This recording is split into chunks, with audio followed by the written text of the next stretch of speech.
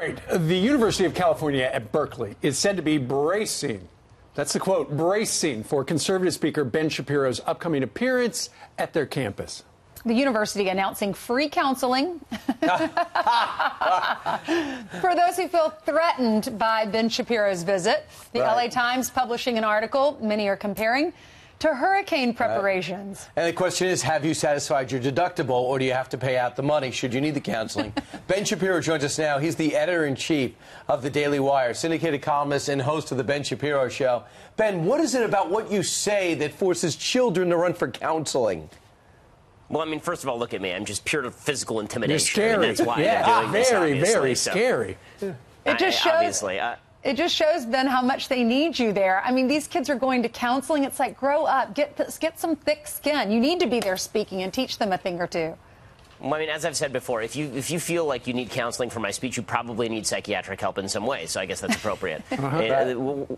What I talk about in these speeches is I talk about the fact that violence in political settings is not appropriate, which you would think would be basic civics 101. And I also talk about the idea that in America, you're living in the freest country in the history of the world, and there aren't people out there trying to stop you. And so you should stop talking about how society is setting up institutional obstacles, and you should stop worrying so much about so-called white privilege. You should instead focus on what you can do as an individual to better your life. And if you see instances of racism and instances of sexism or homophobia or bigotry, all of us stand with you if you can name the instance. But you can't actually just sit there and blame America for all of your problems. Sure. And we understand you're going to be talking a little bit about that radical leftist group, Antifa. But ultimately, don't you think it's not that they don't want to hear about Antifa, they just don't want to hear from a conservative guy?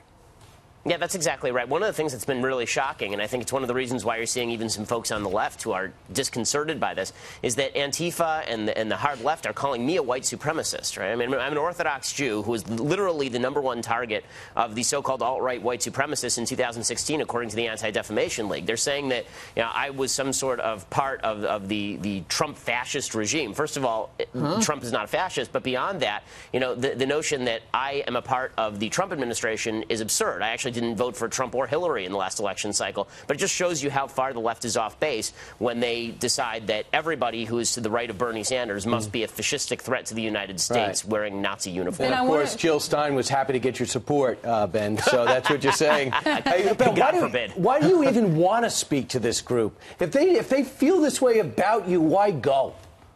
Well, I'm not speaking to the group that's actually protesting me, but you know, I spoke at Berkeley last year, and there was no problem whatsoever. One of the reasons that it's imperative that conservatives go to Berkeley is to demonstrate that this is not going to be a fascist town run by people like Antifa. I mean, it's a free country. Berkeley's still part of the United States, and the First Amendment still applies. By the way, there's incredible demand for conservative speakers there. We were given a 2,000-seat theater before they sliced off the top half of the theater and said that nobody could come because they were afraid Antifa was going to come literally rip bolted chairs off the floor and hurl them down into the audience. So they took 1,000 seats away from us. But we sold out a 1,000-seat theater in 40 minutes. I mean, we easily could have filled a 4,000 or 5,000-seat theater there. So there's clearly a demand for dissenting views in what is a pretty monolithic area. One person tweeted out that you're a Category 5 hurricane. Someone else says, the LA Times said their headline was Berkeley bracing for the right-wing talk show host Ben Shapiro's visit.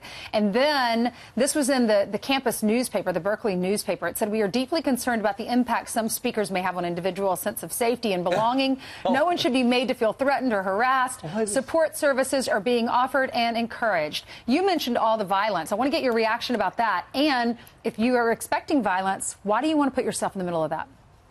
So, as I say, I think that Berkeley's expecting violence. The city council last night approved a resolution finally allowing police to use pepper spray against violent protesters, which shows you where Berkeley is, that they weren't allowing the police to do that before. But they've set up a cordon, apparently a hard cordon, around the auditorium where I'm speaking. They shut down 6 buildings, including the student union. They say there's going to be a very visible police presence. Cow. It's all insanity. Yeah. Hey, Ben, what is your message for parents who are considering sending their children, their young adults, to a 4-year college where you only get one political point of view for 4 years? What sort of person comes out at the other end of that? Well, if you're not a conservative at 18, then you will be a leftist by the time you're 21 if you move into that machine.